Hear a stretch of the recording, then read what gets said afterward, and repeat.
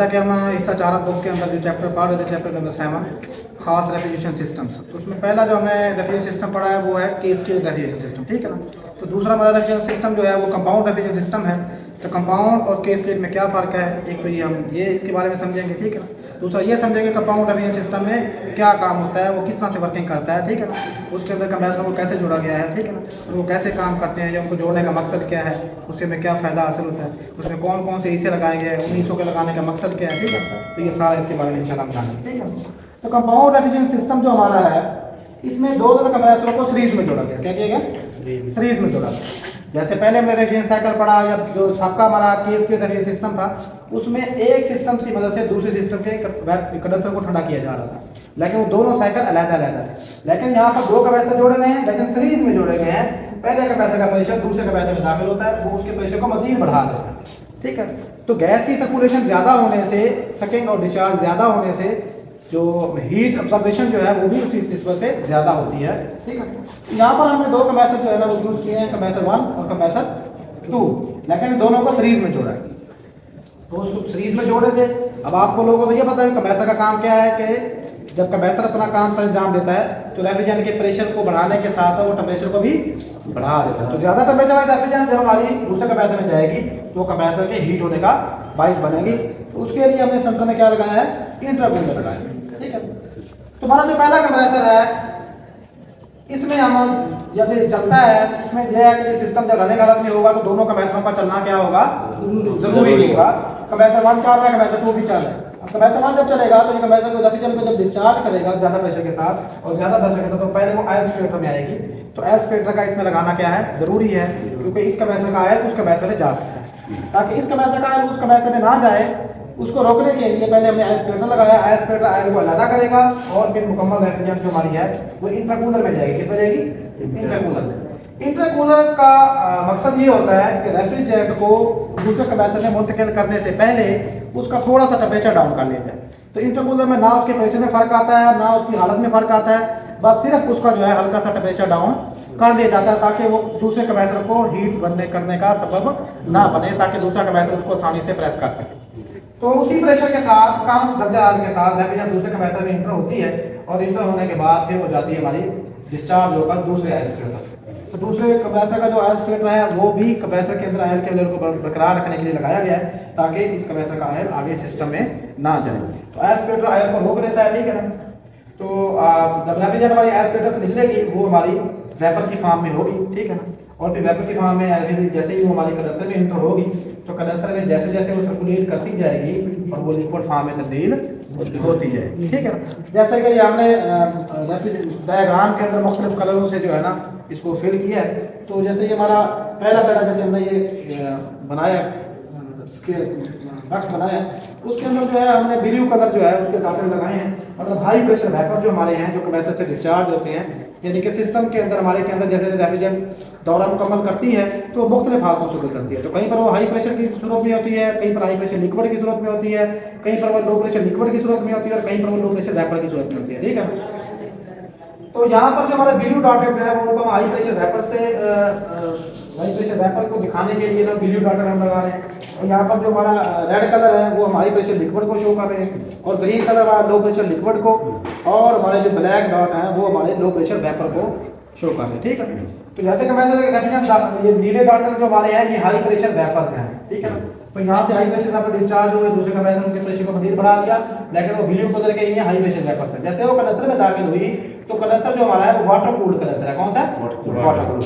हमारा ये वाला जो पाइप है जिसके अंदर कलर हमने फिल किया है, कलर से फिल किया है, ये हमारा रेफ्रिजरेंट वाला पाइप है, और ये वाला जो हमारा कलर है ये हमारा वाटर वाला पाइप है। कौन सा है? इसको हम डबल ट्यूब टाइप कंडेंसर भी कह सकते हैं। ये यहाँ पर कोई भी किस्म इस्तेमाल की जा सकती है, shell and tube type, double tube type, water cooled condenser है, ठीक है। Double tube type, shell and tube type या शेल एंड कॉइल टाइप, उन तीनों में से भी कोई भी एक किस्म यहाँ पर यूज की जा सकती है। लेकिन यहाँ पर ये डबल ट्यूब टाइप है, मतलब ट्यूब के साथ ट्यूब अटैच की गई।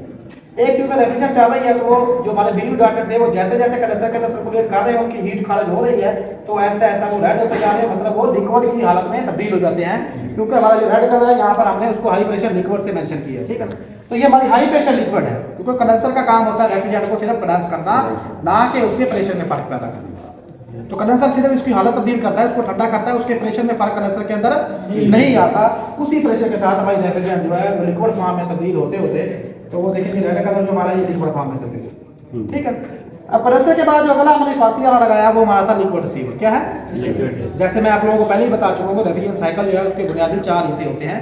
जितने भी कंप्रेशन सिस्टम्स होंगे जिनके अंदर कंप्रेसर का यूज़ किया जाएगा उनके अंदर 4 जो हमारे हैं हिस्सों का होना ज़रूरी है, जिसमें सबसे पहला हिस्सा हमारा कंप्रेसर है, दूसरा हमारा सेंसर है, तीसरा हमारा रेफ्रिजरेंट कंट्रोल है और चौथा हमारा इवेपोरेटर है। इनकी इकसाम चेंज हो सकती हैं लेकिन इन 4 का होना ज़रूरी है। अगर ये नहीं होगा तो सिस्टम सही काम सरंजाम नहीं देगा। इनमें से किसी सिस्टम के अंदर खराबी आ जाए या किसी हिस्से के अंदर खराबी आ जाए या कोई हिस्सा काम करना छोड़ दे तो सिस्टम काम करना छोड़ दे। लेकिन ये होता है कि इन हिस्सों के अलावा जब सिस्टम के अंदर हम बेहतरी लाने के लिए फासी तदबीर इख्तियार करने के लिए और मखसूस और कुछ ऐसे कंपोनेंट्स का इस्तेमाल करते हैं जो सिस्टम के अंदर बेहतरी लाते हैं, जैसे हमारा आयर स्प्लिटर है या आयर स्प्लिटर है, जैसे यहाँ पर हमने इंटरकूलर का इस्तेमाल किया, यहाँ पर हमने लिक्विड रिसीवर का इस्तेमाल किया, ठीक है ना। तो इस तरह से मुख्तलिफ ऐसे हिस्से होते हैं जो हम यूज़ करके सिस्टम की कारकर्दगी को बेहतर कर देते हैं। अब लिक्विड रिसीवर जो है इसका काम होता है मुकम्मल तौर पर लिक्विड आगे भेजना, ठीक है ना, ताकि मुकम्मल लिक्विड जाए और मुकम्मल जितनी ज़्यादा मुकम्मल लिक्विड जाएगी वो इवेपोरेटर के अंदर जाकर इवेपोरेट होगी। इवेपोरेशन का अमल वहाँ पर होगा, लिक्विड हमारी माया में तब्दील होगी। तो असूल है हरारत को जज़ब करने का कि तमाम मायाशियात जब वो बुखारात में तब्दील होती हैं तो हरारत को जज़ब करती हैं। तो जैसे भाई लिक्विड यहाँ से मुकम्मल लिक्विड जाएगी, एक्सपेंशन वाल्व का काम है दबाव में फ़र्क पैदा करना, ठीक है। अब लिक्विड सीवर तो देखें आपकी लिक्विड लाइन के अंदर मुकम्मल लिक्विड जा रही है, हमारी लिक्विड लाइन, ठीक है, मुकम्मल लिक्विड गई एक्सपेंशन वाल्व के अंदर। थर्मोस्टेटिक एक्सपेंशन वाल्व हमारा रेफ्रिजरेंट कंट्रोल रेफ्रिजरेशन साइकिल का तीसरा अहम हिस्सा है, जिसका काम कंडेंसर और इवेपोरेटर के दरमियान दबाव में फर्क पैदा करना, ठीक है ना। और दूसरा है कि कंडेंसर से आने वाली लिक्विड रेफ्रिजरेंट के कम दबाव के साथ इवेपोरेटर में दाखिल करना, ये इसका रेफ्रिजरेंट कंट्रोल का काम है।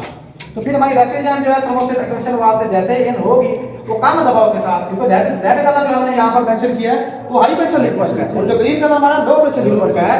तो फिर हमारी रेफ्रिजरेंट जो है रेड से ग्रीन हो गई, लो प्रेशर लिक्विड के साथ कम दबाव के साथ दाखिल हो रही है इवेपोरेटर के अंदर। एक तो रेफ्रिजरेंट कंट्रोल वाला दबाव में फर्क पैदा कर रहा है, कम दबाव के साथ रेफ्रिजरेंट दाखिल कर रहा है। दूसरा हमारा कंप्रेसर इधर से चेकिंग कर रहा है, जिसकी वजह से हमारा इवेपोरेटर के अंदर दबाव कम होता है। तो कम दबाव वाली होने की वजह से जब हमारी रेफ्रिजरेंट इधर से इधर मुंतकिल होती है तो रेफ्रिजरेंट का असूल है कि मोटी लिक्विड फॉर्म में है, लेकिन असूल है रेफ्रिजरेंट का कि अपना दबाव तमाम तरफ में यकसा रखती है। ये रेफ्रिजरेंट का गैस किसी भी गैस का ये असूल है, हालांकि वो चाहे लिक्विड फॉर्म में है लेकिन उसकी असली फॉर्म गैस ही है। तो जैसे ही उसको यहाँ पर स्पेस मिलती है, एरिया मिलता है फैलने के लिए, कम प्रेशर मिलता है, तो अपना दबाव जब यकसा करने की कोशिश करती है तो वो लिक्विड से वेपर में तब्दील होती है। जब वो कोई भी चीज़ लिक्विड से वेपर में तब्दील होती है तो रात को जज्ब करती है। तो फिर रेफ्रिजरेंट हमारी जैसे जैसे ये देखिए ग्रीन कलर जो हमारा है लो प्रेशर लिक्विड का है, जैसे जैसे वो सर्कुलेट करती जा रही है थोड़ी थोड़ी वो कुछ घाटे आपको नजर आ रहे हैं, मतलब वो हमारी वेपर फॉर्म में तब्दील होती जा रही है। और जब हमारी रेफ्रिजरेंट पूरे वेपर में सर्कुलेट करने के बाद सेक्शन लाइन में पहुंची तो यहाँ पर आकर मुकम्मल वेपर में तब्दील हो गई और फिर मुकम्मल वेपर हमारे पहले कंप्रेसर में दाखिल होंगे। उसी तरह जैसे साइकिल हमारा वर्क कर रहा है तो फिर हमारे पहले कंप्रेसर से आयर स्प्लिटर से आयल अलहदा हुआ, फिर इंटरकूलर में थोड़ा सा टेम्परेचर हमने डाउन किया, उसके बाद दूसरा कंप्रेसर उसके प्रेशर को मजीद बढ़ा देगा। बढ़ाने के बाद फिर हमारी रेफ्रिजरेंट जाएगी आयर स्प्लिटर में और वो आयल वहाँ से क्लियर हो जाएगा। आयल क्लियर होने के बाद मुकम्मल रेफ्रिजरेंट जो हमारी है वो आई कंडेंसर के अंदर। कंडेंसर के अंदर हमारा कंडेंसिंग का अमल होगा। बेसिकली ये ट्यूबों का एक कॉइल है, लेकिन इसमें हमारा कंडेंसिंग का अमल जो होता है क्या होता है, पानी में बुखारात का माया में तब्दील होना, बुखारात माया में तब्दील होना, इसको कहते हैं अमल तकसीफ, ठीक है ना, कंडेंसेशन। तो हमारा कंडेंसर के अंदर कंडेंसेशन का अमल होता है, अमल तकसीफ का अमल होता है, जिसलिए हम इसको कंडेंसर कहते हैं, ठीक है ना। तो फिर भाई रेफ्रिजरेंट जैसे जैसे कंडेंसर के अंदर सर्कुलेट करेगी वो लिक्विड फॉर्म में तब्दील होगी। लिक्विड से जो है वेपर को अपने अंदर रोक लेता है, मुकम्मल लिक्विड को हम भेजेगा आगे रेफ्रिजरेंट कंट्रोल में।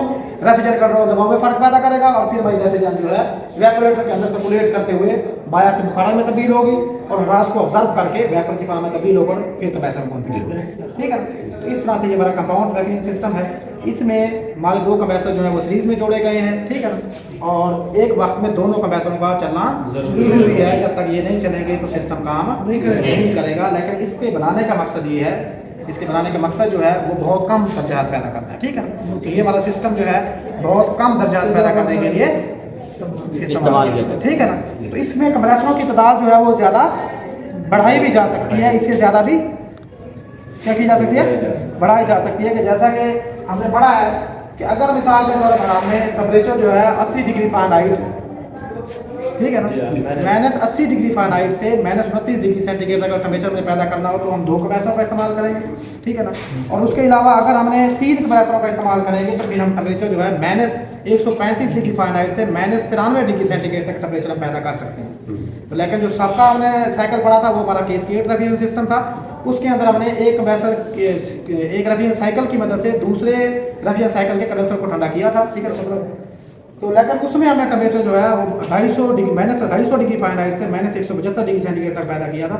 मतलब वो साइकिल हमारा इससे भी कम टेम्परेचर पैदा करने के लिए इस्तेमाल किया जा सकता है, ठीक है। तो मुख्तलिफ जगहों पर मुख्तलिफ इस्तेमाल होते हैं सिस्टम्स के, मतलब जितना हमें टेम्परेचर दरकार होता है तो उसके हिसाब से हम जो है सिस्टम जो है वो डिज़ाइन करते हैं, ठीक है ना। तो इस सिस्टम की समझ आ गई आप लोगों को? इसका कोई ऐसा सवाल हो आप लोगों का जो आपके जहन में हो, ठीक है ना जी। जज़ाकल्लाह।